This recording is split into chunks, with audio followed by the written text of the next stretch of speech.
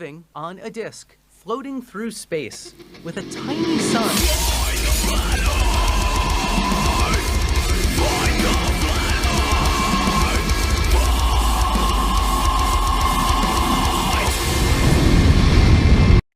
Hey, I'm FTFE, and welcome back to the channel that travels back into the past and kills stupidity's parents. Thank you for joining me for yet another Flat Earth debate on this channel. I love the fact that there's so many of you there already waiting to watch this interesting discussion. Flatzoid did a couple of videos about me after my video towards Nathan Oakley, where he says that he debunked. We can go over those videos another time, but I invited him to come on the show and he accepted. Which is a great thing because there's a lot of flat earthers that won't leave echo chambers. But Flatzoid, thank you very much for joining. Hello, good to be here. Thank you. Right, so there's no particular format for tonight. Flatzoid and I were chatting in the comments about natural laws and whether the globe and the model breaks those laws. Basically, Flatzoid, over to you. Why don't you just take a couple minutes, introduce yourself, and then explain what the issues is that you have. Okay. Well, I'm Flatzoid. I'm from South Africa. This is actually my first actual debate, you could say. Well, it's actually, as I said, your model is debunked. Well, is debunked because of natural law. And if you're going to say your model is reality, then you know it's really a reification fallacy because you're saying your model is fact. And if your model is fact, then you're saying it's reality. So when it comes to natural law always trumps over, well, how can I say, religion? That's okay. About it. So what natural laws is it that you think the globe violates? Let's try and avoid talking about reification fallacies and stuff and what is and isn't a model, and just try and focus on the natural laws that we've been talking about and what it is you think about the globe that violates them. You mentioned the first law of thermodynamics, and you mentioned a natural law of entropy. So what one do you want to talk about? Well, you can choose any one. It doesn't matter. Well, okay. Let's. You want to go first? Well, let's start with the natural law of entropy. What is that law that you're talking about? The second law of thermodynamics. Okay, right, cool. That's easy. I did 18 months of thermodynamics in my degree, so I know quite a lot about thermodynamics. So, what is the second? Could you just tell me what your understanding of what the second law of thermodynamics is? Well, the second law of thermodynamics, it's more, you can say it's more concerned with entropy. Which is produced by a process and is associated with the loss of ability to do work. The second law states that the entropy of the universe increases. So we do agree entropy can't decrease. It's always going to increase. I would. Right. Okay. Let's start with a very important thing about the second law of thermodynamics, and that is the type of system that it deals with. What kind of system is that? Are you saying it's isolated systems? Well, that is what the second law of thermodynamics is, isn't it? Because the second law of thermodynamics deals with entropic processes within an isolated system. So the isolated system that it's talking about is the universe, right? Okay. So you're saying that we're in an isolated system? I'm saying that the universe is an isolated system. And that is what the second law of thermodynamics refers to. And it is an absolute fact that the entropy of the isolated system, the universe, always increases. Correct. And Earth, is it closed or open? Earth is classed as a closed system in physics. That's not true because you claim to have astronauts leaving Earth. So yeah, a closed system in physics allows for the transfer of small parts of matter and energy. It's not completely isolated like an isolated system. It allows for some transfer of energy between systems, whereas obviously an open system and isolated system are the other ends of those. So when the when we're talking about systems, the Earth is classed as a closed system, and the universe is the only isolated system that there is. And I will agree with you that the entropy of an isolated system will always increase. But that doesn't mean that you cannot have systems within that isolated system that, within their own isolated part, reverse the laws of entropy. For instance, what happens inside your fridge freezer?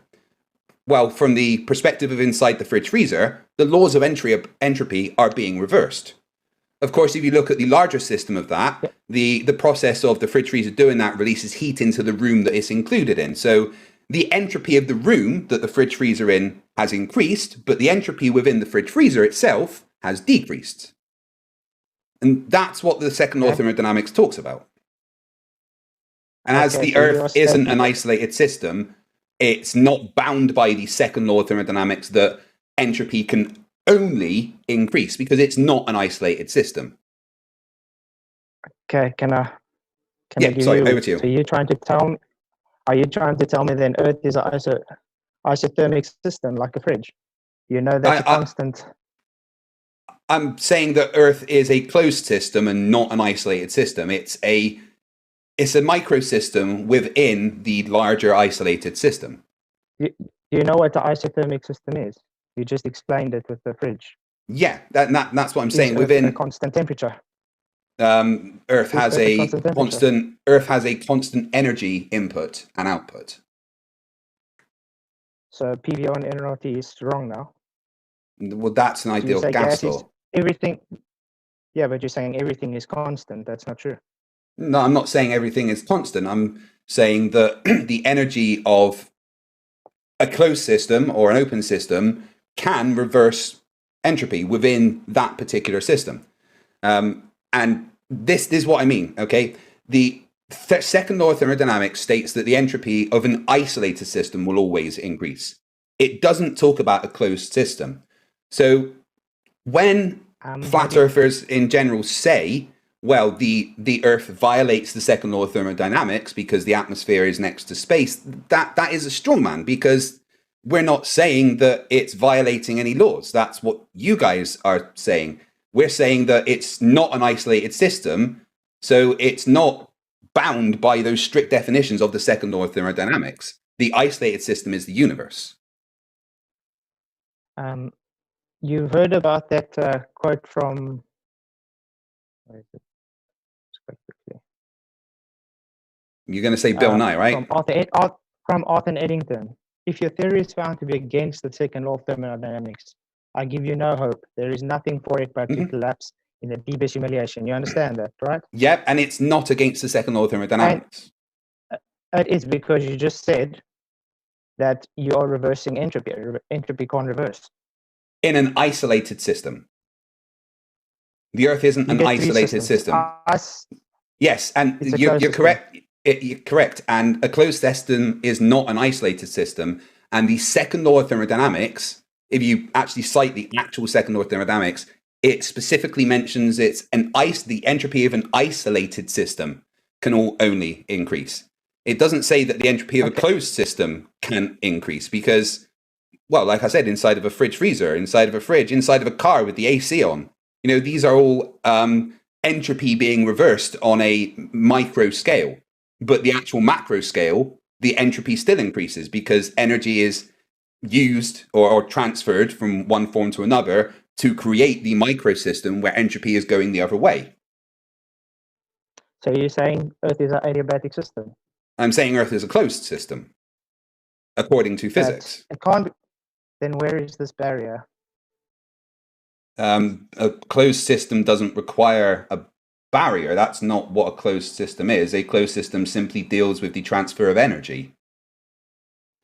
All systems you're kind of jumping around topics here. We're sticking with the second law of thermodynamics and what the second law of thermodynamics actually says. We can get to a barrier and stuff in a bit, right? I'm not arguing the barrier point right now because that's a separate thing.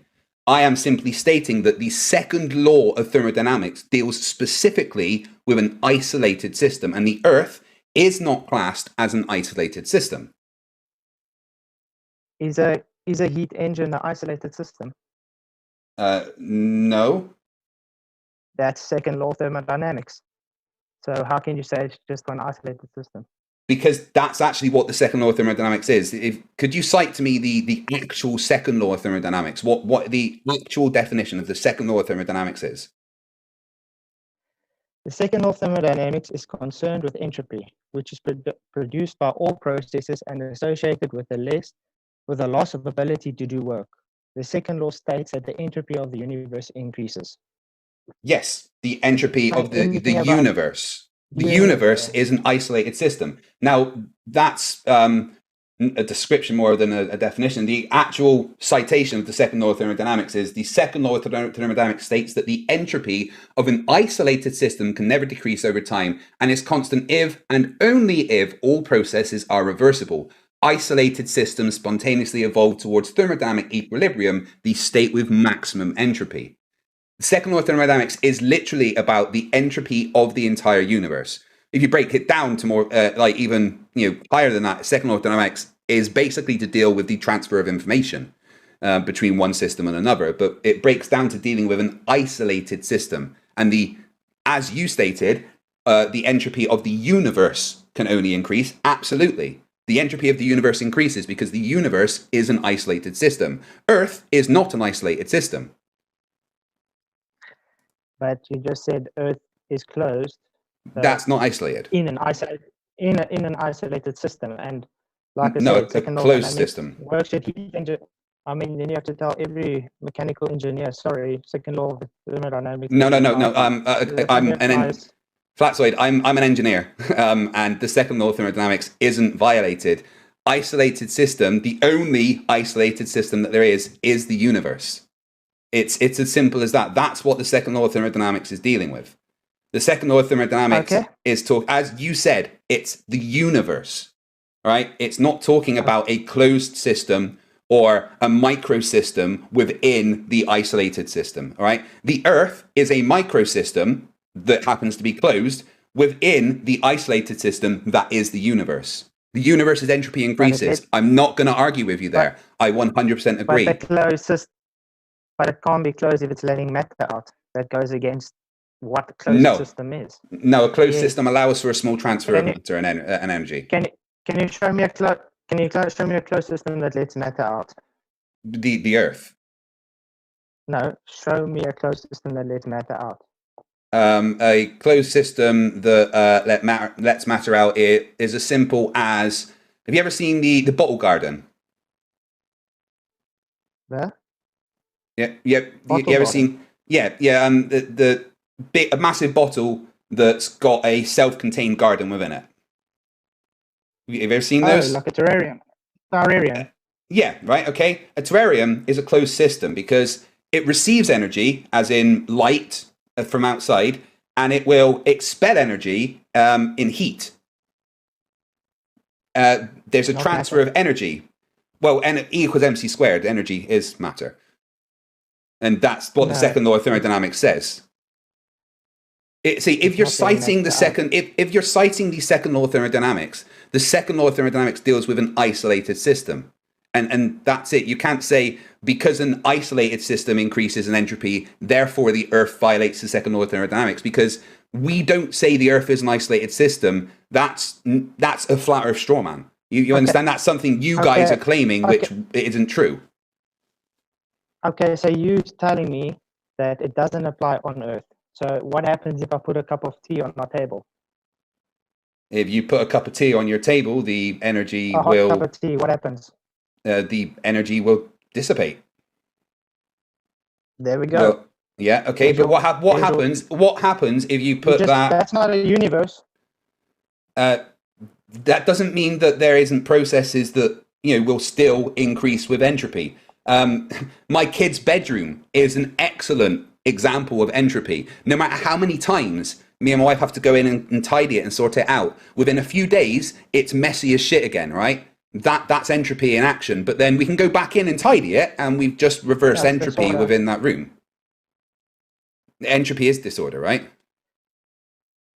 It's disorder, but you're just violating second law of the dynamics by saying You're reversing Sorry, entropy. You can't reverse are you entropy. saying that I'm violating the second law of thermodynamics by tidying my son's bedroom? If you're saying you're reversing entropy, you're not reversing entropy. Oh, You're just tidying you the are. room. Yeah, which is reversing entropy because you're now taking disorder towards order, which is the reverse of entropy. How would you know that's supposed to be order in the first place? It's Well, your own unit of measure of order, you could say. it's because it's ordered. Things are in a particular place. Things are stacked up. It's tidy. There's space. Now, towards disorder is when all his clothes are over the room, his headphones lying on the floor, his shoes are chucked everywhere, there's crisp packets chucked. That's disorder. And then we go in, we tidy it up, we vacuum, we make his bed, we tidy it, put his clothes away, and it's then order. We have within that local system reversed entropy. And it's the same as, but what you got to understand is that you've still increased entropy altogether because my wife and I doing that, we've exerted energy and created heat and friction and stuff. So there is an overall increase of entropy. But within that, within that particular microsystem, entropy has gone the other way. And it's the same with a fridge freezer or AC. It's reversing entropy within that local system. But the entropy of the universe, as you cited for the second law of thermodynamics, still increases.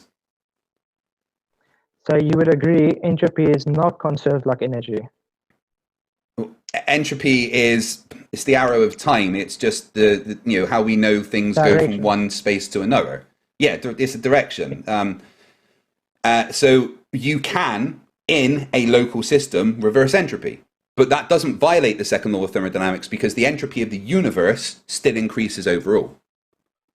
Does that make sense? But you're saying it's only for isolated systems. Now, if you're claiming we live in a closed system and entropy still applies, that debunks your argument that it's only. But a closed system isn't an isolated system.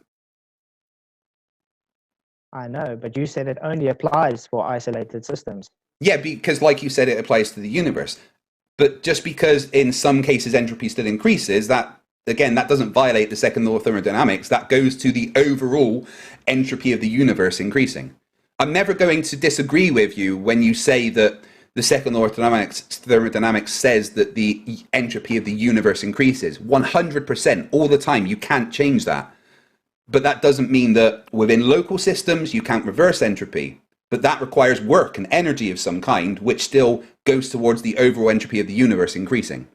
That's what the second law of thermodynamics says. And if you look at the derivations of the actual second law of thermodynamics, you can calculate work required to make the reversible process, because the set part of the second law of thermodynamics states that it is constant if and only if the processes individually are reversible, which means that you can calculate the work and energy required for a particular process to be reversible, which still overall increases the entropy of the entire universe.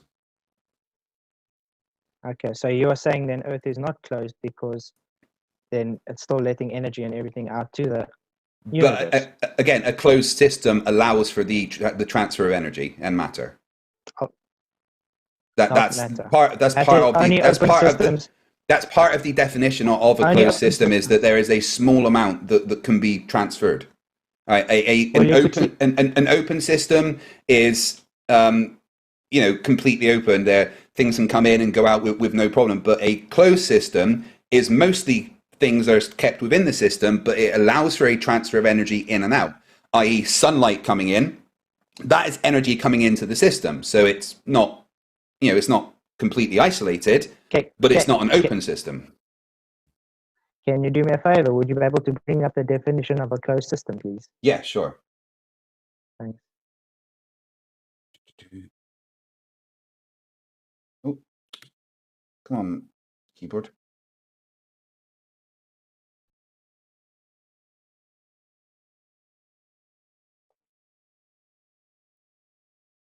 Right.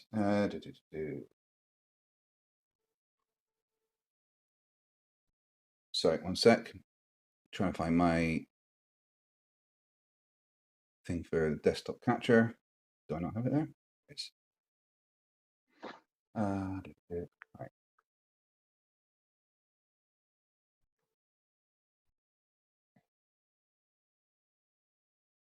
Right, so a closed system can exchange energy with its surroundings through heat and work transfer. In other words, work and heat are the forms of energy that can be transferred across the boundary.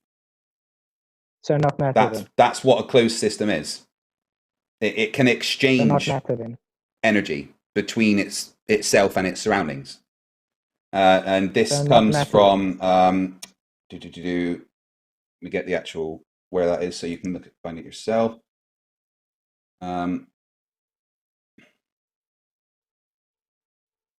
It's the University of California.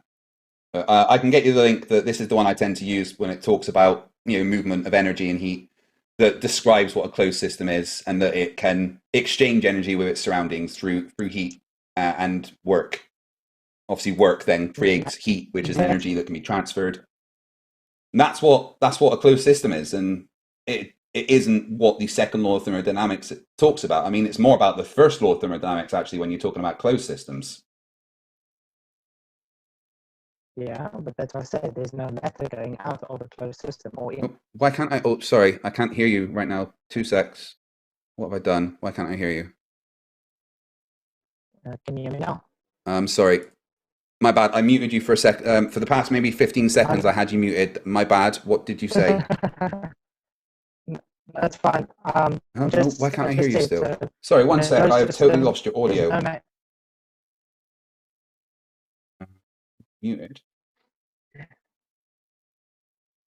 Is it working now? Cable. Why am I not getting your audio now? I'm sorry. Bear with me 1 sec. I don't know what's happened there. Should be going out to audio cable. Input, yeah. God, what have I done? Cable, let's go in there. I can see that your audio is coming through, so why can't I hear it? Must I try and mute and mute myself? Done something? Okay, can you hear I'm me sorry, now? give me 1 sec while I try and figure out what I've done to cut your audio off in my production. I think that the guys listening can hear it, but for some reason I can't all of a sudden.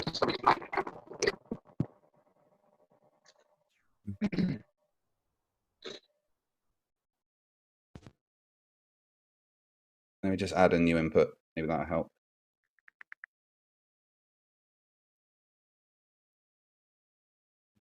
Audio input. Can you guys in the chat hear him?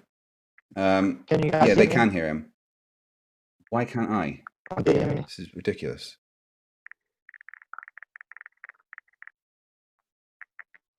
Say something for me. Can you hear me now? Oh my God. 1, 2, 3. Honestly, I don't know why I am not getting audio from you in my headphones. What have I done?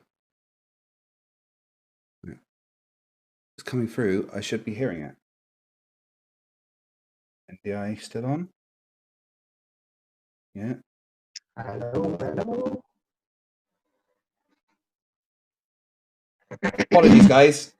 Technical issues. Right, I've got everything plugged in. It was there, and then it just disappeared, and I don't know why. I should be getting it. It's coming through there. It's coming through there. The chat's hearing it. Why can't I? See, now I can't even hear that. I've lost all audio from vMix. That is the problem. What have I done? Have I pressed S on one of them? That did it before.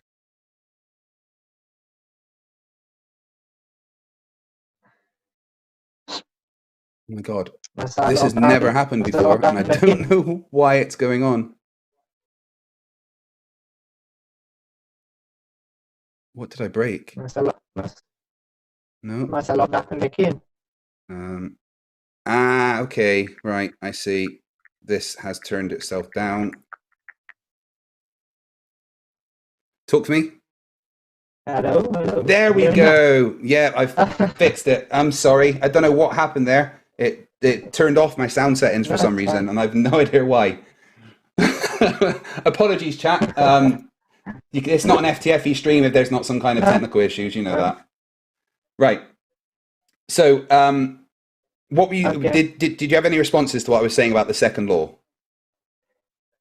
Yes, that's why I was saying to you. So matter doesn't go in and out in the closed system, even Well, by the definition you read. uh, heat and work transfer. And, you know, Yeah, but not matter.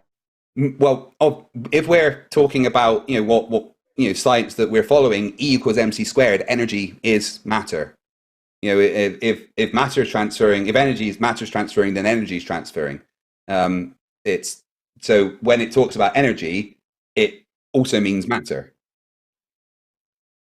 Okay, so then gas can leave as well. That's what you're saying, because gas doesn't matter. Gas, yeah, gas can leave the earth. We lose a lot of gas each year. I mean, you know, hundreds of millions of tons of gas leaves Earth's, Earth's atmosphere each year. Leave the closed system. Yeah, You do know that's a contradiction of what a closed system is. no, close. Matter is energy. It follows what we say completely. So then your model is debunked by your own assertion now. No, our model says that works fine. Is the You model can't. stacked? Our model is an accurate representation of reality, a predictive, accurate representation. And it's violating the natural law of thermodynamics It's as you not speak, as you just said. right. Your audio is really roboty. Maybe just try turning off your camera again and see if that increases the bandwidth. Okay. Is it But better now? we'll see how it goes. But no, it doesn't violate any natural laws. Like, not at all. Energy and matter are the same thing according to E equals mc squared. A closed system says that energy and work can transfer between the boundaries. That's all falls within what our model says. So there's no debunking our model with the things that our model says can happen. You do know entropy, energy and mass is not the same thing. Energy and matter are. Yeah, but matter can't leave. Energy is not actually matter. Matter has conservation of energy, but matter is not energy. Yeah, well, E equals mc squared. It's, matter can be created from energy. That's what that equation says. So you're stating your concept can overcome entropy, a natural law. What concept are you talking about? E equals mc squared is a concept. That's not a concept. That's a mathematical description of transfer of energy, and it's not a concept. That's how we know how lots of things work. It's an experimentally. It's right. Okay. It's an experimentally verified function of reality. We have experimentally verified that E equals mc squared. So you have a hypothesis for this EMC squared? There's plenty of. Okay, you're missing the entire point. It's a function. It's a description. A function. Yes, a function. So it's concept. So no, like it's not I said, a concept. you have a hypothesis for E equals mc squared because it is definitely a concept. It's not a concept. I don't think you know what I mean. Again, this is a flat Earth straw man. You saying it's a concept doesn't make it a concept. Then can you show me a scientific hypothesis that has validated results? Yeah, general relativity has plenty of validated experimental results. Every experiment that is around general and special relativity ever has validated E equals mc squared. Okay, and what was the phenomena observed? Well, what do you want? We could talk about the Eddington experiment of 1919. We can talk about the Pound-Rebecca experiment that shows gravitationally shifted photons leaving the surface of the Earth, as predicted by what we expect. This is nothing really to do with natural laws that you say are violated. Nothing has violated any natural laws. Your concept has just violated natural law. No, there's no. You saying it's a concept doesn't make it a concept. You're saying it's a closed system. You're saying matter can leave this closed system. You are equating our Earth to an isothermic system, which is a constant temperature like a fridge, which is not true. No, I didn't say that. I said Earth is a closed telling me system. you can reverse entropy. Yeah, you tidy a room, that's reversing entropy. That's literally what it is. Let's tell you. What do you mean you can reverse gas? That means nothing. Now, the direction of gas. You're telling me your concept of gravity can overcome entropy and let gas uniformly who's talking about? Who said gravity here? E equals mc squared is gravity. E equals mc squared is gravity. Space bending time. Yeah, E equals mc squared isn't General gravity. Relativity is based.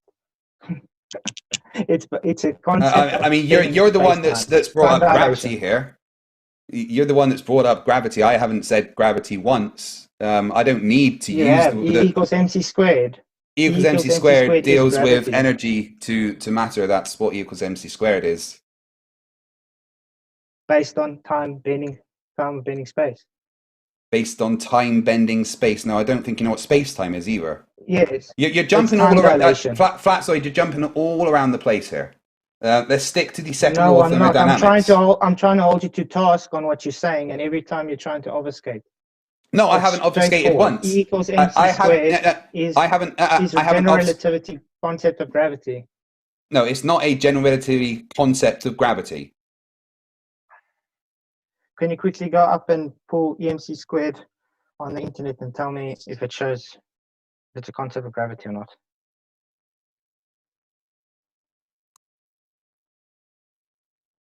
E equals mc squared, an equation derived by Albert Einstein, in which E represents the units of energy, M represents mass, and C2 is the speed of light squared and multiplied by itself. Exactly. Bending of space-time, which is gravity. Can you tell me where it said there the bending of space-time? Bending by speed of light. It's equal to the speed of light, as you said. That's the speed of light isn't bending space-time. If you got an X and a Y axis, your wait, no, hold on. No, you just said that the speed of light is bending space-time. Could you please explain that incredibly strange thing that you just said? Okay, came out wrong actually, but yeah, it's just actually you're saying time is bending space. That's all you're saying. No, we're not. Actually, yeah. No. If you're talking about space-time bending, there's one thing that bends space-time, and that's matter. Matter tells space-time how to bend. Space-time tells matter how to move. So EMC squared. No, correct? They're not. They're not the same thing. That's the equation you just gave. That's not the equation I gave for the bending of space-time. You're the one saying that. Then what's the equation for bending space-time? There's no. Einstein's 10 tensor equations can answer that. Do you know Einstein's tensor equations for for general relativity? No, I don't really need to know that because I don't really. Well, that's what deals with the bending of space-time is the 10 tensor equations, not E equals mc squared. Honestly, confused as to where you got that from. Again, it's a flat earth straw man because it's not anything we say is the case. So to clarify, there is no point where the Earth or the model that we help use to describe reality violates the second law of thermodynamics at all, because the Earth is not an isolated system. It's as simple as that. Okay, can I give you a citation from space.com? You can if you like. Einstein's equation, E equals mc squared, shows that the energy and mass are interchangeable. The theory of special relativity explains how space and time are linked for objects that are moving at a constant speed at a straight line. That's gravity. Yeah, that's not saying that E equals mc squared is that. E equals mc squared is an equivalence principle. It's not an explanation for the bending of space-time. That is exactly what bending space-time is. E equals mc squared. No, E equals mc squared is special relativity, but it's the equivalence principle. Okay, then let's go back to whatever you would. Let's go to your Right. closed So, system then, because you're not going to um, get anywhere on gravity.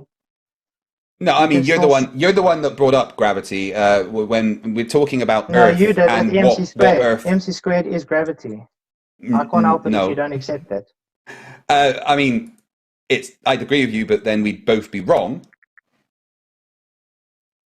Um, so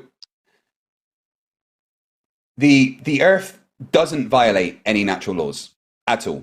All right, it doesn't by any definition of what we explain. The second law of thermodynamics does not deal with a closed system. It deals with an isolated system. The Earth is not an isolated system. The entropy, what happens on Earth with entropy still causes the entropy of the entire universe to increase. It's as simple as that. All right. So the other thing Yeah. to ask then is you were talking about the first law of thermodynamics. And Yeah. you said that the Big Bang violates the first law of thermodynamics. I thought that was quite an interesting thing that you said. Could you please explain why you think that? What energy do they create out of nothing?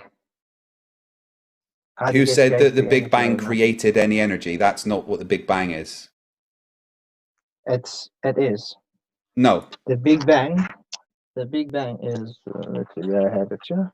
there was no creation of energy during the Big Bang. All the energy in the universe was already present when the Big Bang happened.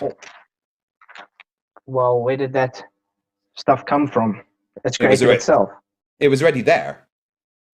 Exactly. So it's already against the first law We of don't know thermodynamics. where it came from. It could have been there from a previous universe. We're not saying that, but the energy was there. Then the Big Bang happened.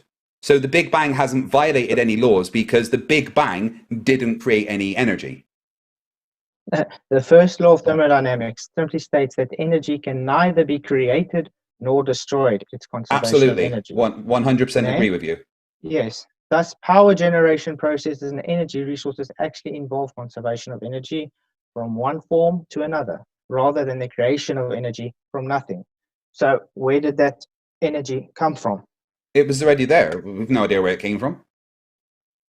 But So, the Big Bang first doesn't of all, the first Big law, Bang doesn't first, the Big Bang first, doesn't violate any laws because the Big Bang didn't create any energy. The energy was there.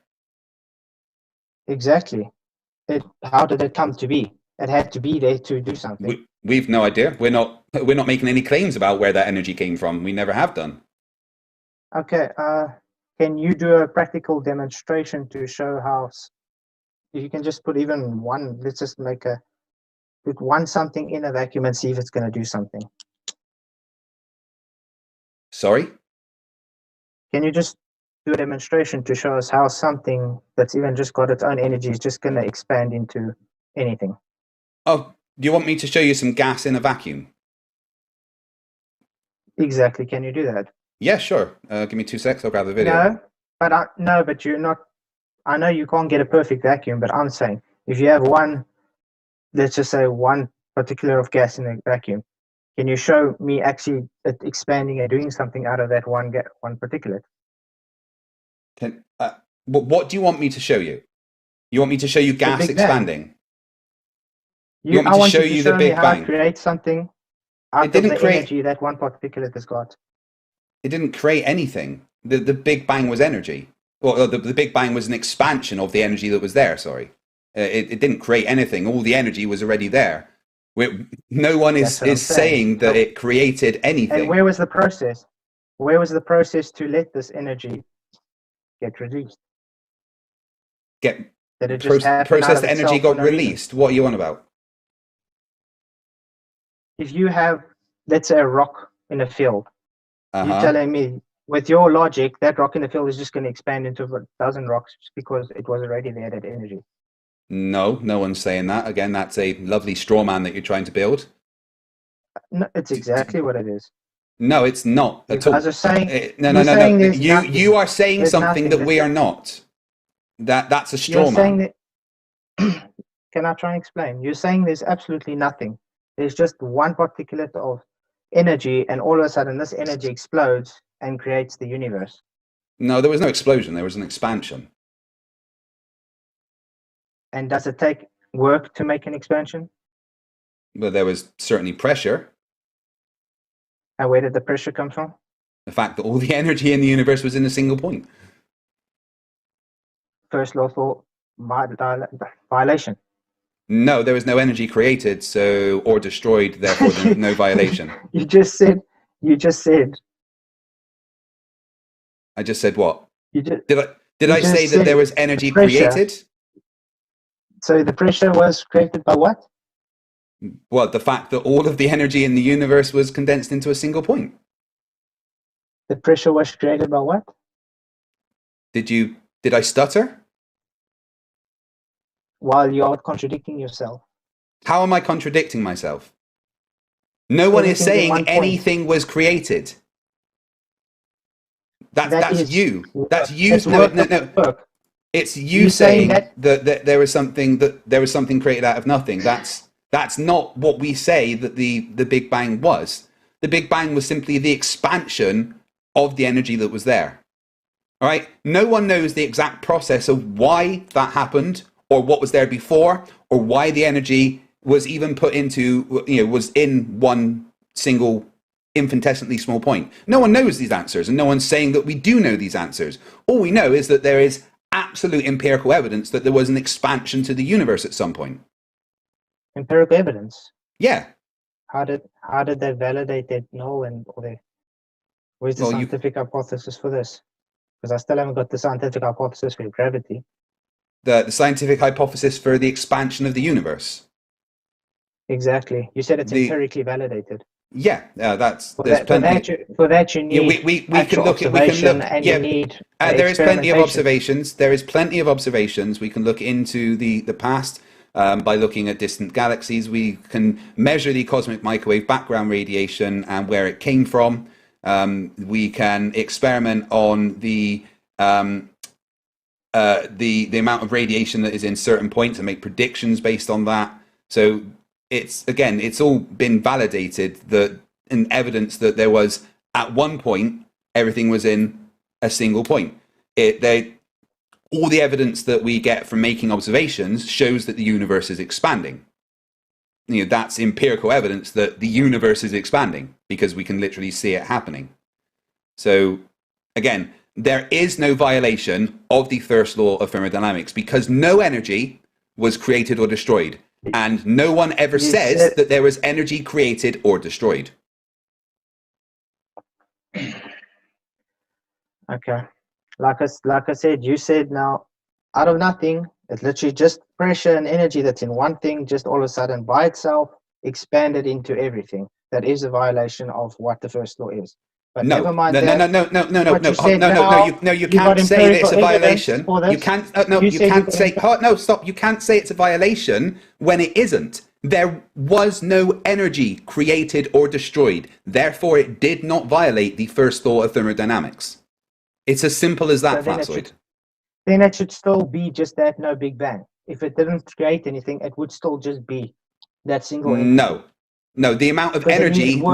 The amount of work to be able to do something. The work was included in the energy that was at that point. All right, all of the energy that was at the beginning of the universe before the Big Bang is still there in the universe. That amount of energy has never changed.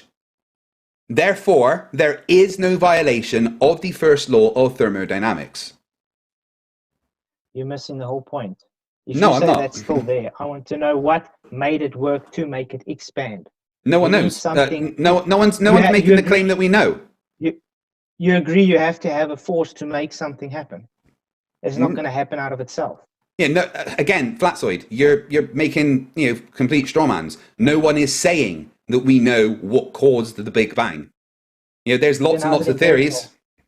Sorry. Then how's it empirical if you don't? Because we can see that the universe is expanding, and we can look back and see where it expanded from. That's empirical evidence that the universe...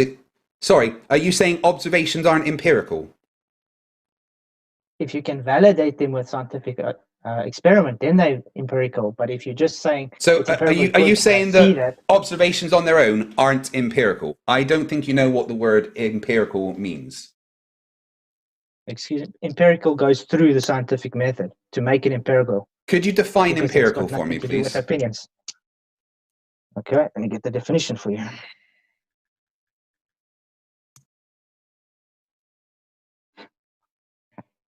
Empirical, based on concerned with a verifiable observation or experience rather than a theory of pure logic. It's Exactly. been So it's provided by been considerable verifiable. empirical evidence to support their argument. Exactly. And we have lots of So empirical evidence to support our argument. Empirical observations, as it says there, verifiable by observation or experience. We observe the universe is expanding. We observe that there is a cosmic microwave background radiation that we can see came with the expansion. The empirical observations are there. You denying them means very little. No, I'm denying the empirical about the validity of them because But how again, did that's you your get the problem. empirical validity? I We mean, you we are looked at saying the them. We same. You're used looking at this. observations. Can I talk? Can I finish talking? You're Yeah. looking at a star and you are claiming the star based on observation. That's not empirical. You're looking at I'm sorry. microwave radiation. Based on concerned with or verifiable by observation or experience. So observing something empirically, that's exactly what it is. Yes, and what's the next step after observation? That's nothing to do with the word empirical. What's the scientific method? We're not talking about the scientific method. We're talking about the word Oh, yes, we empirical. are. The scientific method is empirical. No. You said it's scientifically You're the validated. one that has to brought go up the through scientific method. We are talking about the word empirical. Please don't jump around topics. The scientific method is empirical. You said it's scientifically validated. That would make it scientific. It went through the scientific method. I said it's empirically observed. All right. So it had to go through the scientific method. I'm sorry, but does the word empirical have anything to do with the word scientific method? Or does empirical, as we've just both looked at, mean based on concerned with a verifiable by observation or experience rather than theory or pure logic? No, you just cited something that backed up with me. It's empirical. There's empirical observations and everything. So it's not scientific then. But we can test the predictions that comes from it, and being able to test and predict is very much part of the scientific method. But you're the one that's making claims about, the first law being violated, and then now you jump into scientific method. So we're going to go back to the fact that first law of thermodynamics has not been violated. All right, I need to ask you a quick question. Do you know what all the laws of thermodynamics are? You want to know all of them? No, do you know them all? How many are there? Yeah. 3. Sorry? 3. No. Or 4. Yeah, 4. That's, a lot more than 3. Yeah. What are they? Okay, what about them? I'm just wondering, you're going on about the laws of thermodynamics so much. I'm just wondering if you know what all the laws are and how many there were, and you clearly didn't know how many there were. I'm just having to figure out how much I need to dumb this down for you, basically. Is there actually 4? Is there yes. actually 4? Because we actually just work with 3 all the time. Really? Wow. So what's the 4th law? It's called the 0th law of thermodynamics. That's a 3rd law. No, that's the Yes. 0th law. In simple terms, the 3rd law states that entropy of a perfect crystal or a pure substance approaches 0 at the temperature of absolute 0. Dude, there's 4 laws. There's the first, the second, the third, and the 0th law of thermodynamics. There's 4 of them. 0th law? Yeah. Do you not even know absolute 0? What? Absolute 0. No, the 0th. My goodness. All right, okay. I'm sorry. I didn't realize I had to take it down this far. Wow. So you didn't even know that there was actually the 0th law of thermodynamics. That's incredible. Sorry, I'm just having to reassess the level of which I need to explain things. Wow. So Sorry, yeah, there are only 3 laws of thermodynamics. it's not. It's all I'm getting here. Zeroth law is there, but it's not saying it's the 4th law. So I don't understand. Why would it say what are the 3 laws of thermodynamics? Can you explain it to me? No, Seriously, if you Google how many laws of thermodynamics are there, what do you get? 3. 3.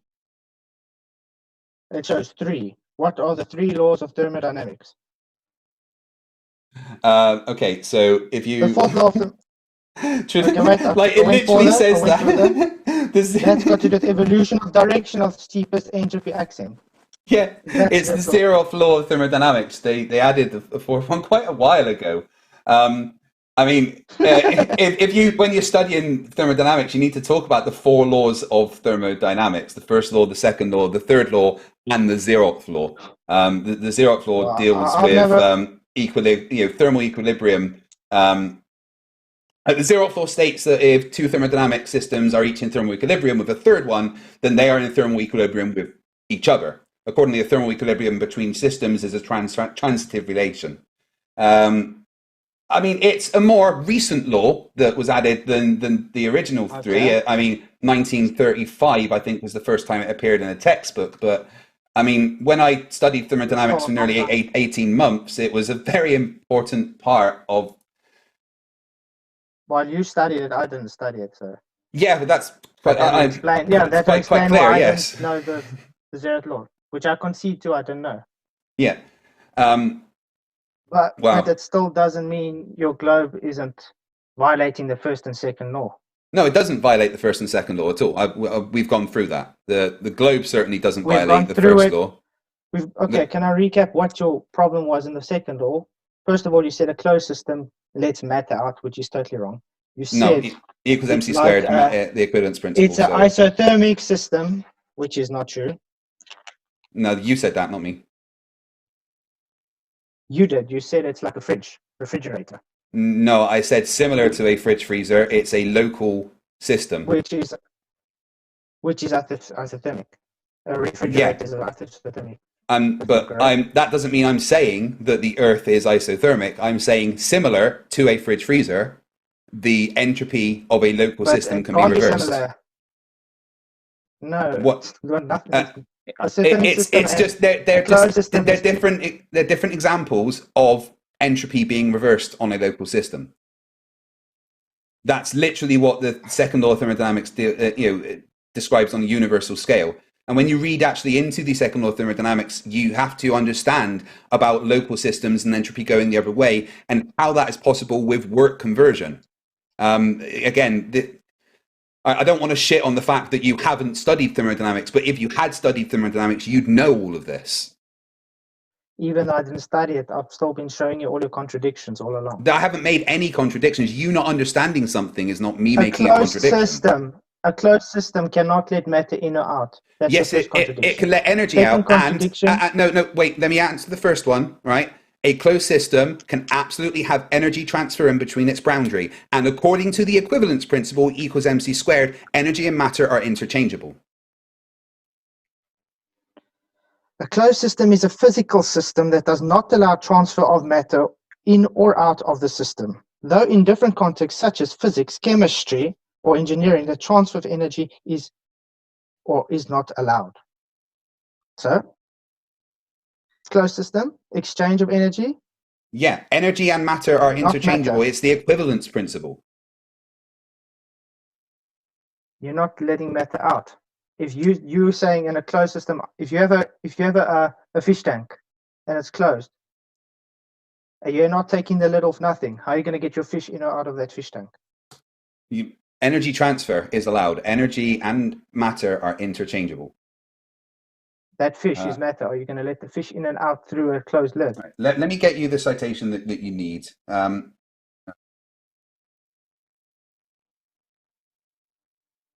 Everywhere where you see exchange of energy, exchange of matter, closed system does not let matter exchange. Only an open system. Sorry, I'm trying to find the I did have this saved where it talks about it. Because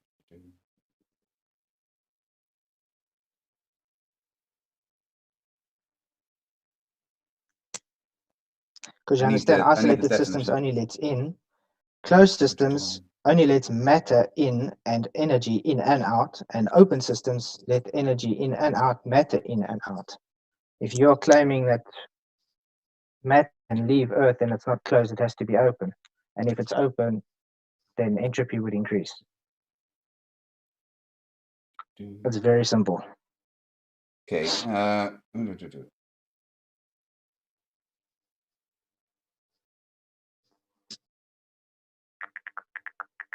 I'm sorry, I'm trying to find the example that I need for you.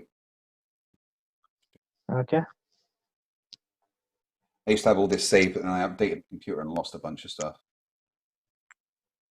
Yeah, that's fine. Oh. Here we go. Open system equals exchange of mass and energy. Closed system, exchange of energy but not mass. Isolated system, no exchange of mass or energy.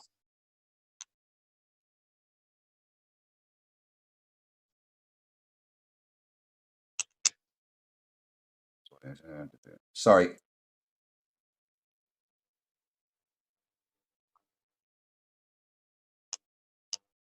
Right. All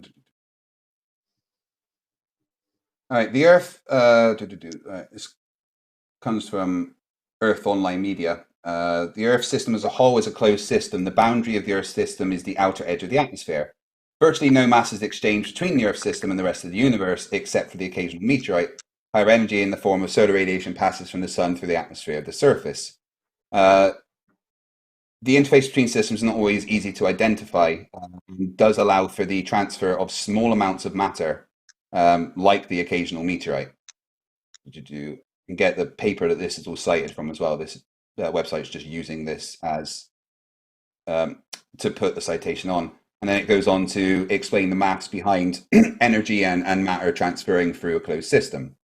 So as a whole, a closed system doesn't allow matter to be transferred, but it does allow for the transfer of small amounts of matter in the case of not exchanging massive amounts that disturb the amount of thermodynamic work that's being done is.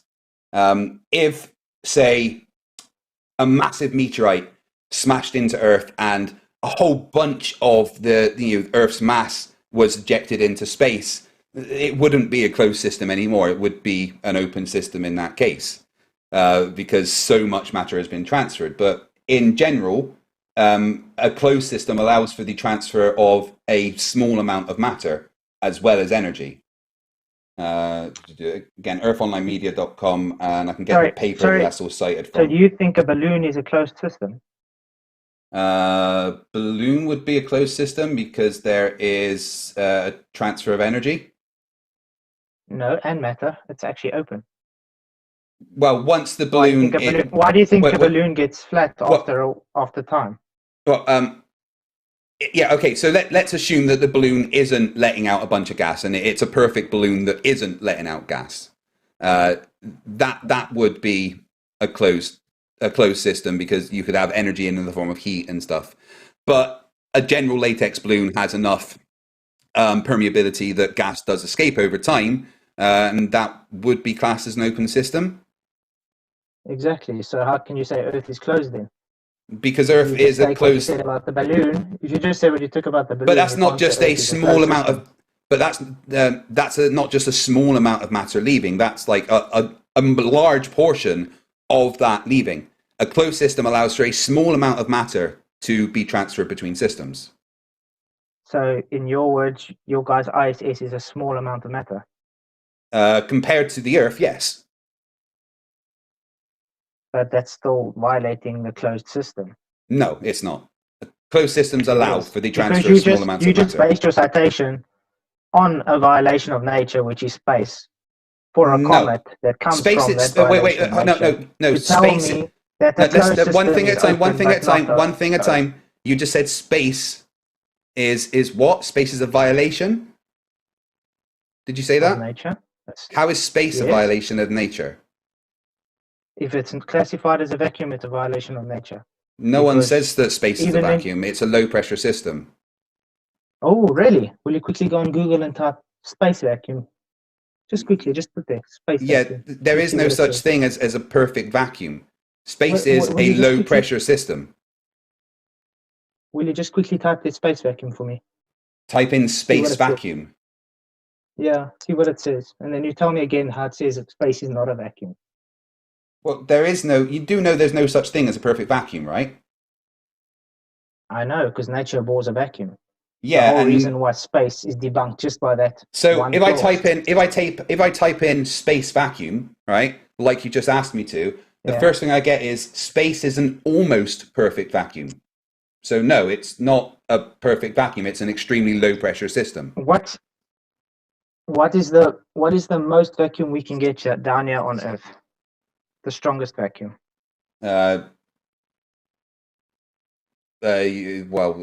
NASA's vacuum chamber goes to 10 to the negative 7 torr, I believe.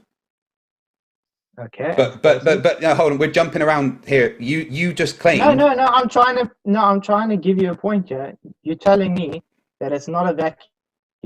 No one says Look, that space is a vacuum. I just typed in space vacuum. Let me show I you just what I got when I typed in space vacuum. All right, so I'm not, I'm not lying. All right, I typed in space vacuum, and what I got, space is an almost perfect vacuum. All right, that's it. Space is an almost perfect vacuum. It's not a complete vacuum. No one ever says that space is a 100% vacuum. It's an extremely low pressure system.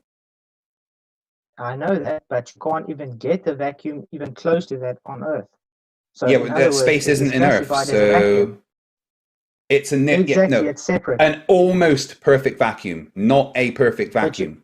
There is no perfect vacuums. So it's as simple as that. I know. Near perfect vacuums can absolutely exist. I never said there was.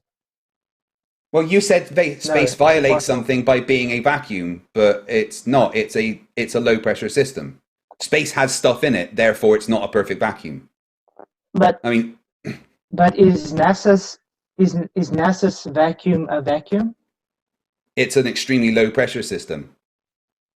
They call it a vacuum chamber because they call it a vacuum chamber because it creates a low pressure system, but there is no such thing as a perfect vacuum. You do understand that, right? Exactly. So then why is space 10 to the minus 17 tall and it can overcome entropy? It doesn't overcome entropy. Exactly, because there's no space that's 10 to the minus 17 tall. Well, there absolutely is. Have you been there? I've had people send stuff to. I know for a fact that there is 2 torr, and that there is a pressure gradient that goes up. So we know that it goes. Yeah. There's a gradient that keeps going. Yes, we know that. But is 2 tall very, very close to 10 to the minus 17, or is it humongous difference? It's damn close. Damn close. No. Yeah. I think you should. 10 to the 2 torr is very, very close to 10 to the negative 17 torr. If you compare it to the atmospheric pressure on Earth, the percentage difference between 2 torr and 10 to the negative 17 torr is tiny compared to the atmosphere on Earth. It's simple as that. Now, if you're gonna, you've seen the one like the balloons with even with what's this previous one with Mr. Sensible, his balloon up, Mr. Sensible. Yeah. You saw how it popped. Yeah, 2 torr. Entropy. Now you're telling me that pressure inside that balloon that pops inside that vast open space is now is very close to 10 to the minus 17 torr. Yeah, it's like 10 to the 2 torr is a very close to a perfect vacuum. 10 to the negative 17 torr is even closer. You do know it's supposed to be getting more and more in a vacuum because your universe is expanding every time. What? So the vacuum is supposed to get larger, so it's become more vacuum. The vacuum is supposed to get larger. No, okay. You clearly don't know what space expanding means. I mean, literally, the space between atoms is also expanding. But So if space between atoms is expanding, why is our gas pressure the same? Yeah. the space between atoms expanding, like literally between the subatomic particles themselves, wouldn't affect the gas pressure because we're all still part of the expansion. But that's not what we're talking about here. That's an entirely different conversation. So you think volume has nothing to do with pressure? Is that what you're telling me? I never said that. So yes. No, come on. If you're expanding, if you've got a vacuum that's expanding, you're going to have more space you're going to have more volume to be able to fill. So yeah, no, that's not what space expanding means. It's space expanding. Like the actual space-time itself is expanding, not just like the volume that space is contained in is expanding. Everything in the universe is also expanding. I mean, this is a very hard thing. This is some high-level physics that I'd have to explain to you. That, I mean, you don't know about the laws of thermodynamics, so it's very hard to then go on to how space-time is expanding. Now, would you like to speak to a PhD that could maybe explain some things better than me? I can bring on. He doesn't matter. Because he can explain the what you were saying about E equals mc squared and stuff a lot better than me. I've only got a bachelor's in physics. Okay, you don't really cover that much of special relativity and general relativity in a bachelor's degree. He's got a PhD. He's covered a lot more things than me. Would you mind if I brought him on to? No, I don't want him to debate you, but he can explain things maybe slightly better than me, and you can ask him questions as well. Okay, you can put him in if you really want to. It's only if questions. Yeah, no, I'm only if you're happy. I don't want you to think that I'm like trying to gang up on you, which is why I'm saying, would you mind if I brought him on to maybe help explain things a little better? Because, like I said, I've only got a bachelor's. There's some things that I may get slightly wrong, and I'd like to be corrected.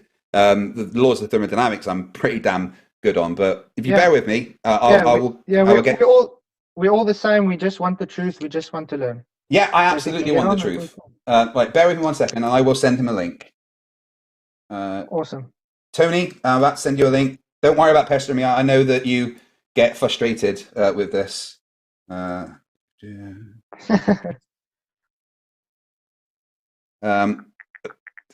I want to say that I appreciate you being respectful in the conversation so far. I'm enjoying it. Thank me too. Actually. No worries. When it goes properly, I enjoy the conversation. Obviously, there's certain people that kind of thing is impossible with. You're far more polite than Nathan Oakley could ever be to anybody. I don't know why Nathan Oakley wanted to put his balls in my mouth so much. That was slightly disturbing, if I'm honest.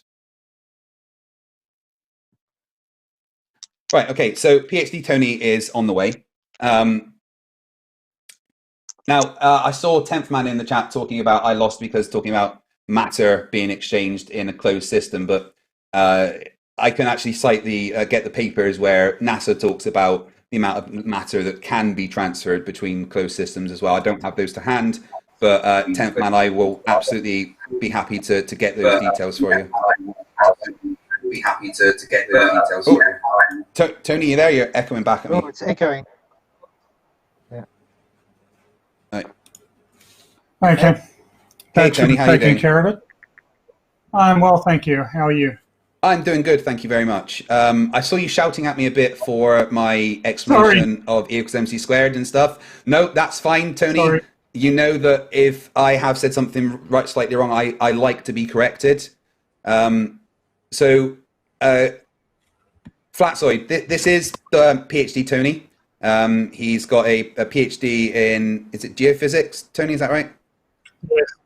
Yeah, geophysics. With a specialty on earth sciences and stuff. And he's a lot more knowledgeable on certain things than me. So, Tony, would you like to better explain what I was trying to say?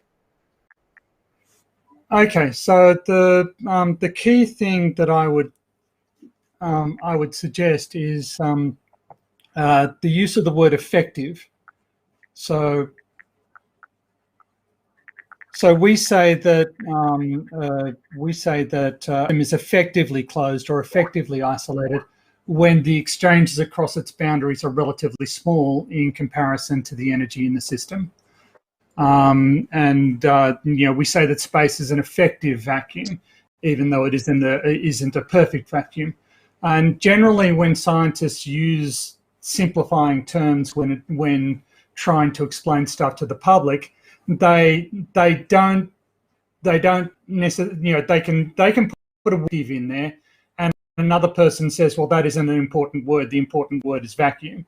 And so it turns into a Chinese whispers where it gets misunderstood along the way. So you're quite right when you say that space isn't a perfect vacuum. Craig is quite right in saying that Earth is an effectively closed system. You're quite right in saying that effectively closed system. My main frustration was actually over the discussion about entropy. Do you mind if I return to that topic and explain some elements about it?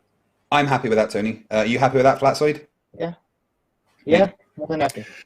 Okay, so the first thing we need, you've discussed what isolated systems and what reversible processes are, but you didn't spend a lot of time defining what entropy is. So if I asked you to mathematically quantify entropy, would you not do it? Everybody knows I'm not the brilliant math whiz, but I can tell you it's just disorder. It's just an error. Yeah. Okay, so that's actually a very simplistic view of what entropy is. There are two ways to define entropy, two ways to formally define entropy. Okay, one is that it's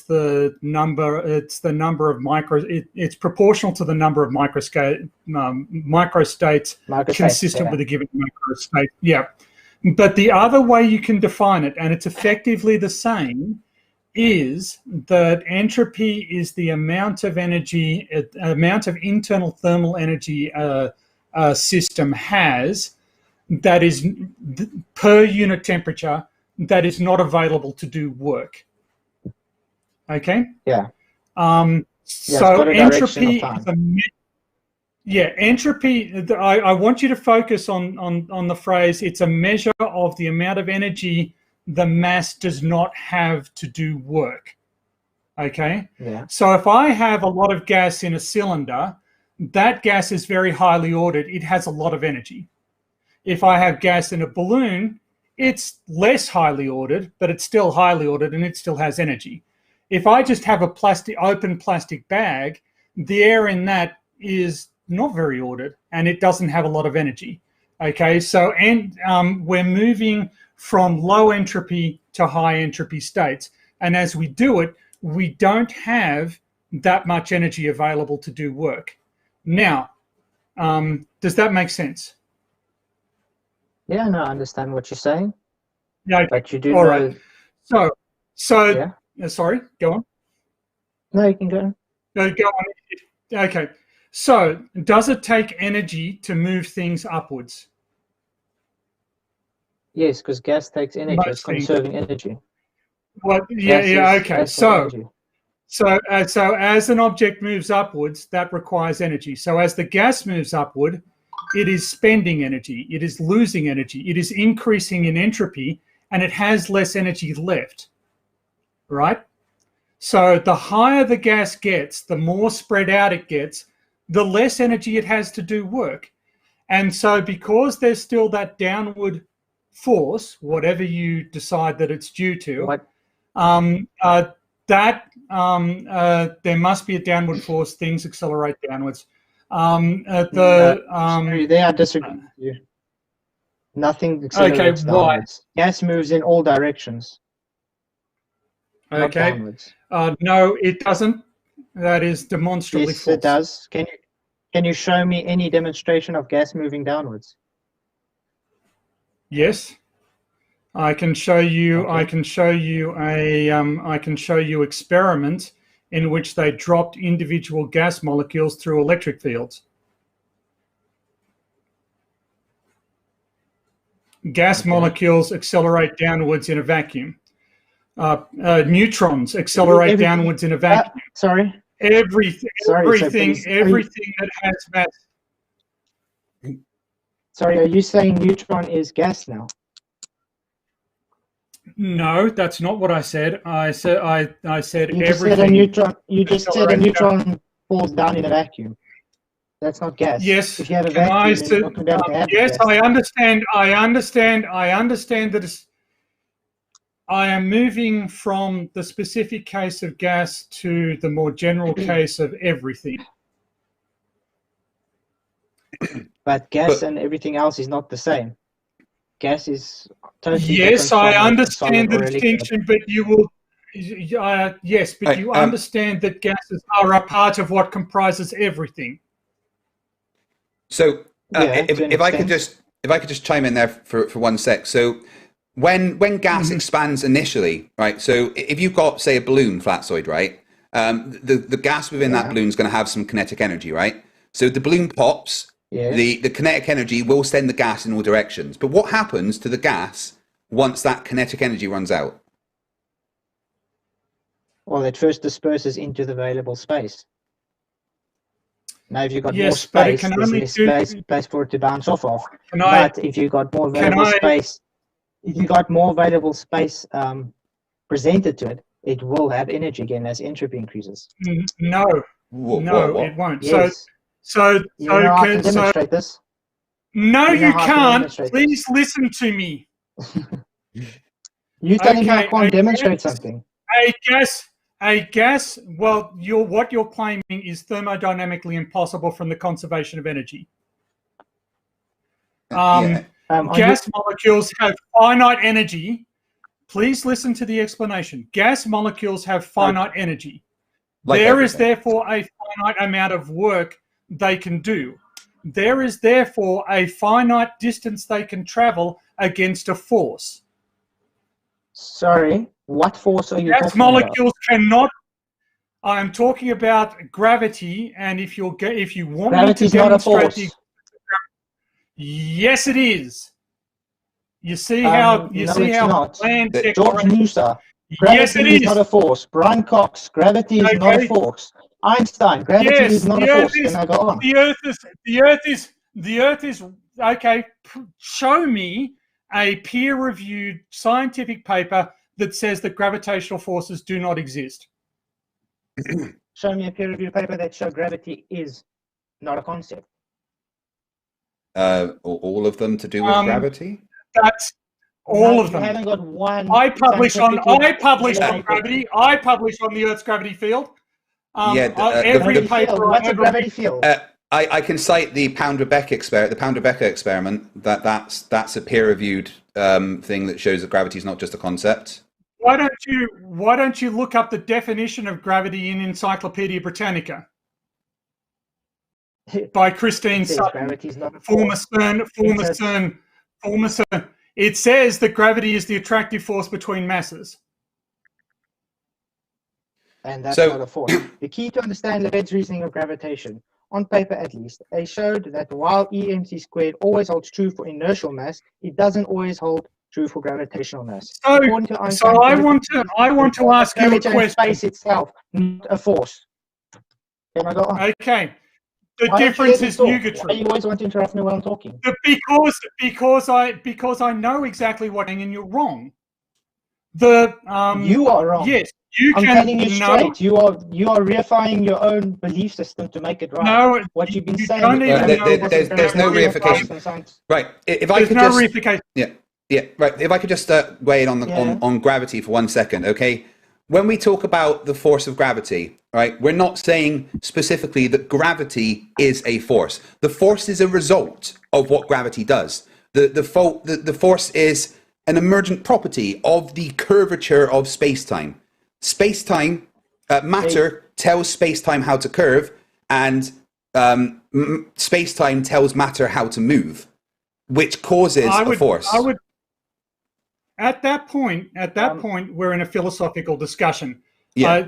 It's a philosophical discussion because when Newton developed the universal law of gravitation, he used it to define gravity, and under that definition, gravity is the force that applies between masses. Now, Einstein went out and worked out where that force comes from, but that doesn't change what gravity is. He explained what the gravity is, but that doesn't change that gravity is that force. Now, if you want to dispute that is a fine philosophical discussion, but it doesn't change the fact that two objects with mass experience a mutual force. Okay, so you what was I going to say now? So now I forgot my totally train of thought. I was going to say something. So you can tell, is time a concept or is it actual? That's a philosophical question. No, is time actual or is it? I'm just asking a simple question. Is it actual or is it a concept, time? Well, we can quantify time by why can't it be both? Yeah, but we can quantify time. We can quantify time by how quickly light travels a Planck's length. So it's a concept then. Why? Because you're using it as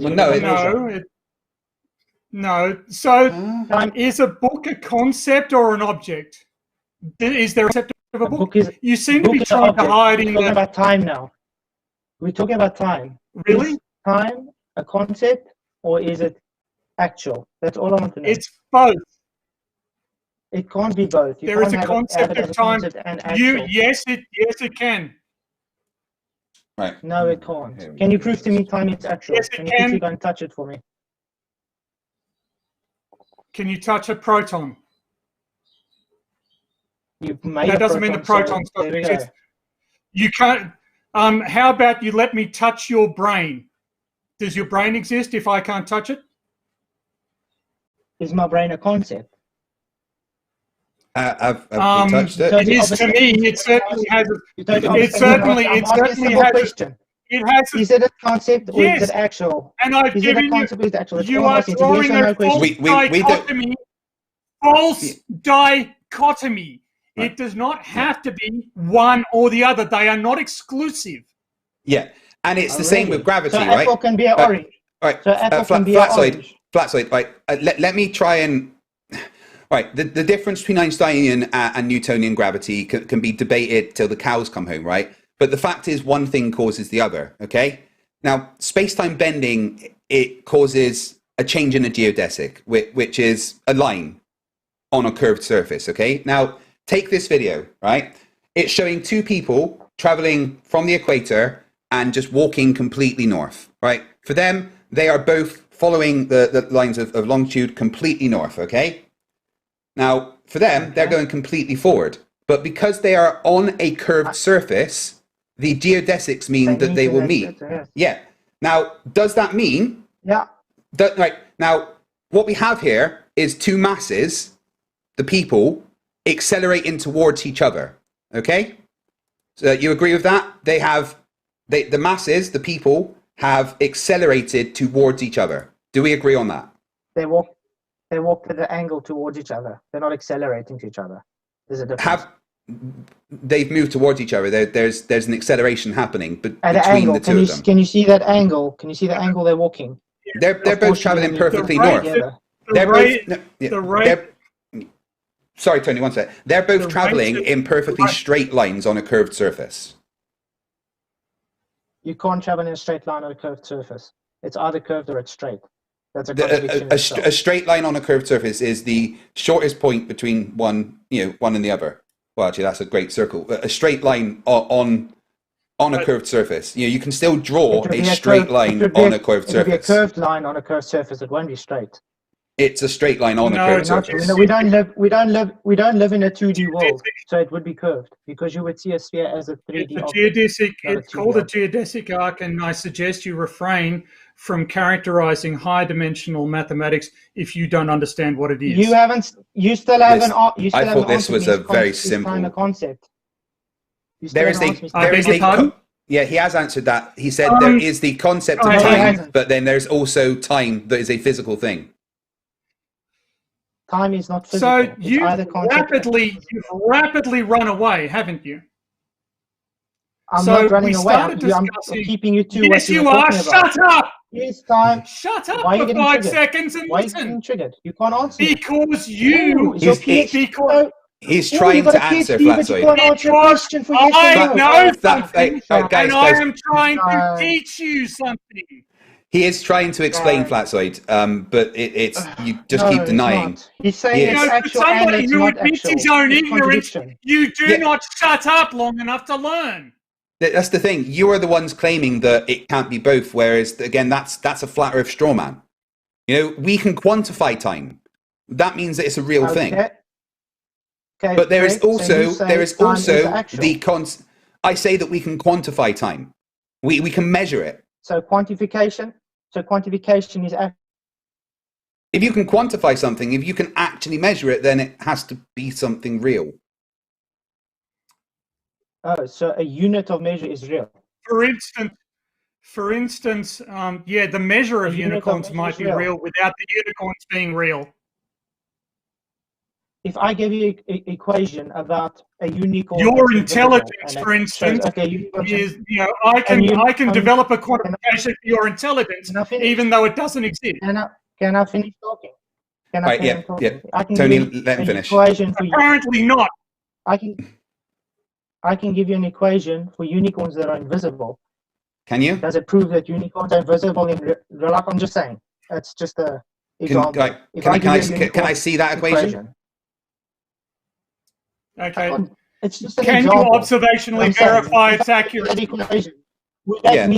that mean it's actually variable? Does it mean it's reality? Can we verify it? No. We can verify the quantification of time. But based on maths, it works out. It's perfect. Unicorns Wait, no, hold on. Yes, Wait, hold on one sec. You can't say that mathematically it works out fine that there's unicorns without presenting the maths to back that up. So, okay, u equals I divided by the square root of 5 and u. Okay, there's your equation. Need to verify. Okay. How do you prove that's not? How do you prove it's true or not? You need to verify it. You need to verify it against observations. Oh, there we go. So, against observations. You first do absolutely. observations, then you verify the observations. Not you first make your maths and then verify it based on observations afterwards. Observation comes first. Yeah, you can observe something and then make predictions based on those observations, and then observe other things to see if those predictions come true. For instance, how are you observing time? You can observe time passing quite easily. Okay, now that's a unit of measure. Now, how are you varying the independent variable of time? Easy, move further away from the surface I of don't the Earth. have to. But I don't actually have to. But the time carries on, even if you stop or doesn't. No, does be quiet. Be quiet. The passage is different. So we don't have to. We don't have to have control over the existence of something to know that it exists. Right? That's science. That's an idiotic argument. No, it isn't. And given that you aren't a scientist, no, it isn't. That's a lie. However, it's also kind of irrelevant because you can actually manipulate the speed of the passage of time, and this has been done. In fact, if you've ever used GPS, that verifies what we are saying. GPS, they have to take calculations into account for time dilation of the satellites to actually make them work. So, it's been experimentally verified. More importantly, the whole thing about space-time and gravity and forces has all been experimentally verified using observations and predictions. It's undeniable. For instance, do you know how they discovered Neptune? Go on. So you don't know how they discovered Neptune, right? Okay, cool. So I like this story. You made predictions before they found out later on. I know about that, yes. Right, yeah. So, but where was the observation first? Right, well, that's where it comes. The observation was Uranus, right? Uranus, the planet. They could see that there was perturbations in the orbit of Uranus. It was doing things that, based on everything that we understood about gravity, that it shouldn't. Right? It was doing something weird. So they did some maths and they said, right, well, if there is another massive body in this position, that would explain the perturbations in this orbit. It will explain it. So using all the known laws of physics and gravitational that we had, they did some calculations and said, right, so if we look at this position in the sky at this time, we should see another planet. They looked at that position in the sky. Lo and behold, they found a planet based on observations of Uranus. I mean, you don't get more empirical than that. So mathematic deductions is now scientific validations. No, they validated it by then looking at the place and finding it. It was actually there where the mathematical predictions said that it should be. So can I come up with another example? There is another example where we use measurements of gravity to determine the location of density anomalies below Earth's surface that allow us to dig for minerals. And this allows us to very effectively identify dense or more dense or less dense mineral deposits that might have monetary value. Now, if the Newtonian theory that mass attracts mass were wrong, then these calculations would be wrong, but they are systematically correct. Similarly, the US military uses what are called gravimetric gradiometers to measure the gradient of the gravity field as a submarine is moving along, and the submarine can use the gravity signature of underwater obstructions to determine if it is passing over, beside, or straight towards an obstruction that they would otherwise be unaware of. And they use this technology to avoid collisions with underwater mountains that have not been adequately mapped. So now, if you're claiming, not echolocation. I suggest you listen to me when I talk. Gravimetric gradiometry. The reason they don't use echolocation is because when you send out a sonar ping, every surface vessel and other submarine in the area can instantly determine where you are. So submarines generally rely on maintaining secrecy about their location, so they don't want to be echolocating all the time. So in order to safely navigate on the seafloor, which is not always well mapped, they developed this technique of gravimetric gradiometry. And the fact that I started talking about gravity gradients and you instantly went to sonar suggests that you don't understand a thing you're talking about and you're just not listening to what I'm saying.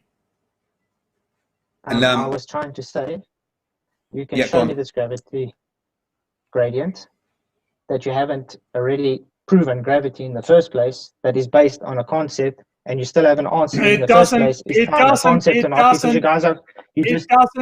doesn't matter. You keep on obfuscating from time. I am on time. I didn't go to gravity. I want to know, is time a concept? Yes, you did. Simple. You already answered that. You picked the fight on gravity. Both Tony and I started talking about entropy. You started complaining about gravity, and now you're on to time. You won't stay on one topic for more than 5 seconds. Gravity. You said gravity overcomes entropy. No, I didn't. I said that a downward force overcomes entropy. Then there we go. Gravity overcomes entropy. Well done. No, thank you. So I didn't say that. No, you're making a straw man. The theory is found to be against the second law of thermodynamics. I can give you no hope. It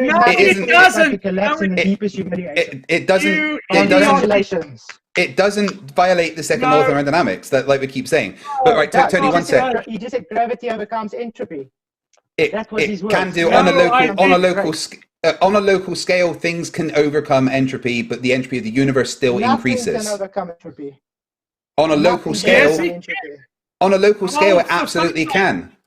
But right, let me answer this question about time. Let me answer this question about time, because he keeps asking us this. We have answered you.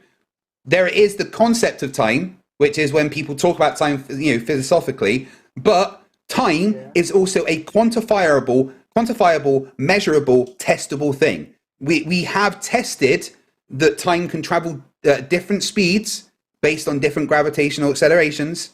This has been verified experimentally, which means that time must be something that we can actually experiment on. Now, that doesn't mean that there isn't the concept of time. Both can exist simultaneously. Does that answer your question? No, because it's either concept or it's not. You can't have it. No, it's not. No, you can't. You remember, can't just say that. You can't just say that. Maths is not reality. That's Correct? an idiotic. That's an idiotic assertion. PhD, I'm That's talking to different from Craig, saying- please. Craig? Yes, Craig? and I'm So talking to you. Is maths reality or not? Is maths reality? Or is it just a description? Maths is a language. Exactly. So you're basing your evidence that time is actual because of maths, which is just language. So no, I'm basing it on the fact that we can experimentally verify that time travels at different speeds at different altitudes. And that's just and you use maths to write that down because maths is the language of science. Also, maths is the only. Reality.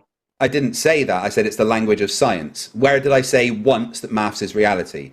If you just got a script that you can't. I'm saying you're saying maths is not reality. So how can you quantify it to say because of maths I can now say it's evidence for it? Because maths is a unit. May I say exactly. something? So you know, it's a concept. So you're using another concept to try and. Maths isn't the concept. Your concept. Yeah, right. Tony? Okay. Maths is not reality, but reality can be described by mathematics. Okay? Do you accept that statement? Yes, I do. Okay. So, in which case we can use mathematics to make predictions about reality, based on the theory that we have to understand what is causing particular processes. Do you agree that objects denser than air fall near Earth's surface? They fall anyway. It's relative density. This is demonstrably not true. Okay, so you're suggesting. So let me just address this. You're saying that objects fall because of relative density. So they fall because of the relative density of the object and the material around the object, right? Correct. Okay. So if I put an object and the medium inside a container, right, a hermetically sealed container that has a Faraday cage around it, and I move that up, the acceleration should be the same, shouldn't it? Because I haven't changed the medium, and I haven't changed the medium, and I haven't changed the object inside that vessel. So if it's just the relative density of the object in the vessel and the medium in the vessel, then the acceleration should be the same, should it not? No, it's the same as if you're in a car. When you accelerate forward, the gas moves to the back because you are accelerating forward. Yes, but if I lift the object up and then maintain it stationary, if I lift the object up and then maintain it at rest, it is not undergoing an acceleration, or it's not undergoing a very large acceleration at that point.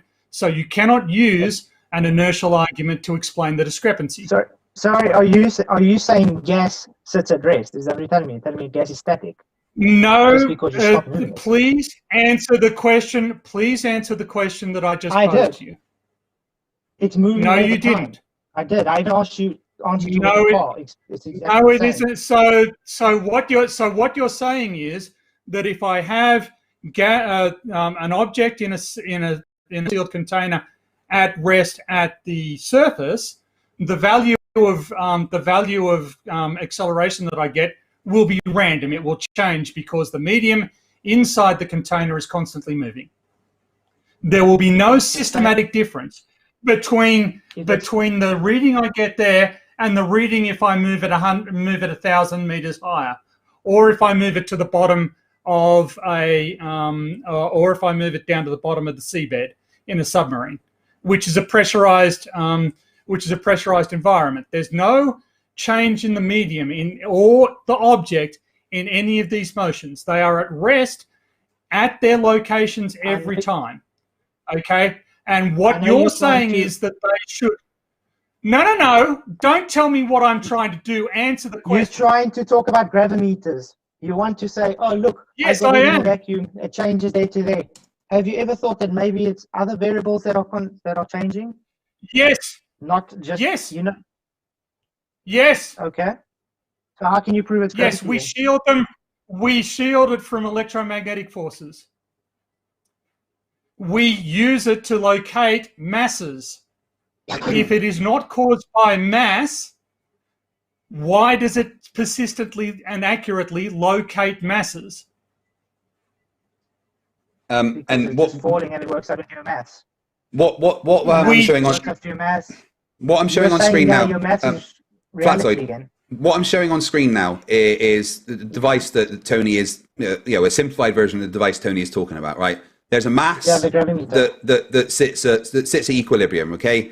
And if there is another mass underneath it, it creates an acceleration on the spring, and you can see how much the spring is stretched, and you can use that to measure the extra force that is being created by the mass.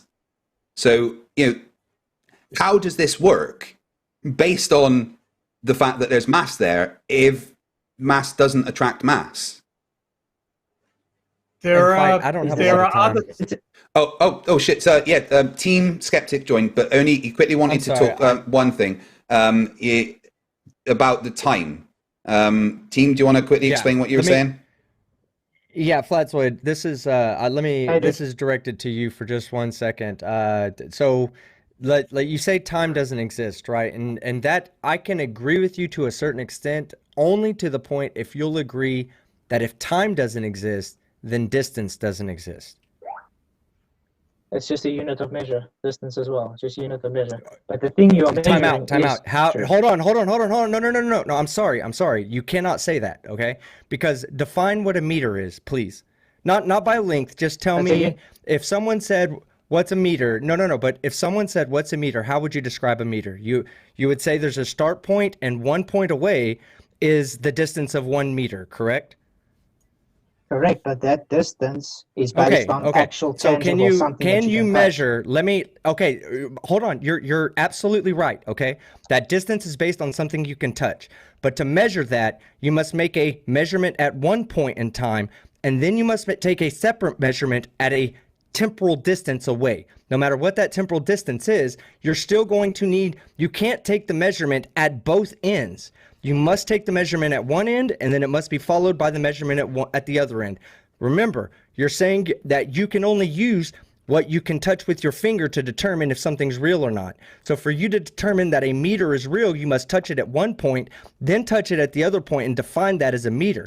That's distance. You cannot do that you cannot do that and maintain a zero temporal distance as well. You must use 2 different points in time to make that measurement. So for you to say that a meter exists when you can't put your finger on a meter, you can only put your finger on a start point, and then you can put your finger on an end point and say the distance, the spatial distance between these 2 points where I put my finger is a meter. Well, guess what? If you were to say that you took 1 second to do that, then the spatial distance that it has occurred is 1 second. So therefore, a meter, if you're telling me that distances do not exist, then that's consistent with you saying that time does not exist. If you say that a distance does exist because you can measure out a meter and you know what a meter is, then you must accept also that time exists because you can't make that measurement with one temporal instance. There must be some temporal distance for you to make that measurement to define what the meter is. Therefore, time exists. Sorry, I disagree with you there. You can always stop a distance of measurement, correct? Time, can you stop time? Excuse me? You can't stop time. Time is still going to carry on whether you try to stop your clock or whatever, it's still going to carry on. How can you make a measurement without time occurring? Any time you want, it's still going to be measured. Distance you can actually touch. How can you make a measurement? No, that's wrong. How can you make a measurement? You yourself make a measurement from one end of the stick to the other end of the stick without some kind of measure of time moving forward. Time is always moving. Time is a constant. It's a concept. You don't. If it's always moving, how is it a concept? Anyway. So I want to ask so a is the question. meter. The Flatzoid. meter is a unit. Why should anybody care that you don't Distance agree is with a standard unit. Time is just a calculation. Excuse No, me, are it you isn't. saying there's no standard units of time? Is that what you just said? That's a concept. I'm saying. Your Are distance you is saying based there's on no actual standard units of tangible. time? You Yes, just said that. No, yes, you it's said no, standard. no. Time is tangible. Okay, Distance time is is standard tangible. unit. Absolutely, we Time can is take a tangible. cesium Time is atom. tangible. Hold on, You should. no, So you can hold on. stop Just time. it's just as tangible. It's just as tangible as distance. Okay, we can take a No, it's cesium not. atom You that has can a. climb in a Yes, it car is. We and can you have a can drive a cesium. kilometer and you Are know you you've kidding driven me? a kilometer. Can you define what a second is? Can you please define what a second is? Just define it in your best terminology. Second. Because I know what a second is. Second. That's a second. No, what is how what is the how is a second defined? No, how is a second defined? How is a second defined? As a concept of unit measure. Oh my God! Concept of unit. That This is- is why that talking is to people like you meaningless. is absolutely fucking it's ridiculous to even consider that you have any kind of intellectual talents whatsoever. If you climb in a car and you say, okay, I'm going to drive a distance of a kilometer, you drive in that distance of a kilometer. You literally Everything you say involves time. That's a measurement. Everything Time you say, doesn't listen, matter if you're everything gonna you stop, say you're gonna go, you're involves. gonna go in reverse, Shut it's up and gonna listen, carry on exactly Flatzoid. the same, because it's just a Flatzoid, shut up unit and listen of for a measure. second.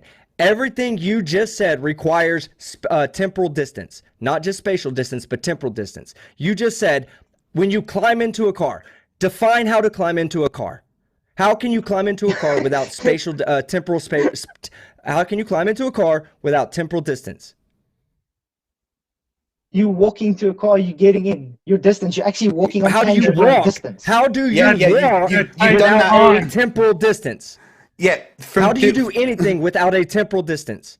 From you starting the walk to you Distance is a ending the real walk thing. are hold on, Flatzoid. From you starting the walk to you ending the walk are at two different points in time. You have traveled a temporal distance. Everything you do, you travel a temporal distance. And that's Team's point. If you are to measure something, to be able to measure something, you have to also travel a temporal distance because you can't stop time and make that measurement. Oh, wait. Can okay, I so ask a take question? ruler and I'm measuring my How paper many- here. Now you're telling me time has something to do with me measuring a ruler. Yes, you just took how time to many do that. hertz- No. Okay, How but many now you're saying hertz I can is- change it because I'm going to take longer to measure How- it now and I'm going to take shorter to measure it. How Where is time? how many Time will carry on no matter how what many you do because hertz it's is just a your constant. computer screen? How many hertz is your computer screen? Does it matter? Yeah. Yes, because it's based on the definition of time. So if time doesn't exist, how does your computer work? It's a concept of unit of measure. If Well, it like I said, clearly can you stop works time? because Can you your stop computer time? works. Yeah. Tony, Are can you- you stop time? No, Can you that's the vacuum? point. How can you measure? How can you measure the frequency I can of go your back in- monitor without with- time? No. with How can distance- tell me this? How can you distance, I can measure? go Shut up back and and listen. measure How again. can you measure the frequency of your monitor with a temporal distance without time? How can you measure the frequency of your monitor? The refresh rate. How can you do that? The simple answer, the Flatzoid, fact is that you can't. electricity You works. can't. Guys obfuscating The from fact different that what you're electricity talking about. works shows that you are full You of cannot nonsense. change time. Time will No, stay the no same one's because saying I that you are don't changing care. time. Right, hold on. I think Flatzoid Yes, is sir. getting very confused with what we're actually saying. Hey. Flatzoid, we're not. Yes, Team. Guys, I love you guys. I have to go feed my son, so I just wanted to come in. Flatzoid, I'm sorry if I got a bit loud there. It's how I do things, man. You're No, welcome don't to worry, come onto dude. my channel or Fight's channel at any time and have the conversation. But Yeah, I'd love to, I'd to happily explain more have to him you back. how. Yeah, I'd love to explain to Electricity. you how how I understand the concept of time and what time really is to me. So yeah, let's talk about it. Okay. Y'all have a Right. great Yeah, day. good luck Cheers, with that. team. Awesome. Cheers, dude. So Right. Flatzoid. I should Right, so all Yeah. of the measurements that you're making, you're saying, right, I measured it and I've just measured it again. But for each one of those measurements, you had a start point and an end point in time, didn't you? Yeah, but we're not measuring time. We're measuring distance. No. I'm not saying you're measuring time, Yeah. but I'm saying to make Yes, that you just measurement. said I'm using. No, hold on. Yes. Let me finish one point. I'm saying that It's to only- make that measurement, you had to also travel in temporal space. You have traveled a temporal distance Obviously- to make that measurement. Can I? Obviously, I the have concept of I time have a is question. Go on, I have Tony. a question. Can you end space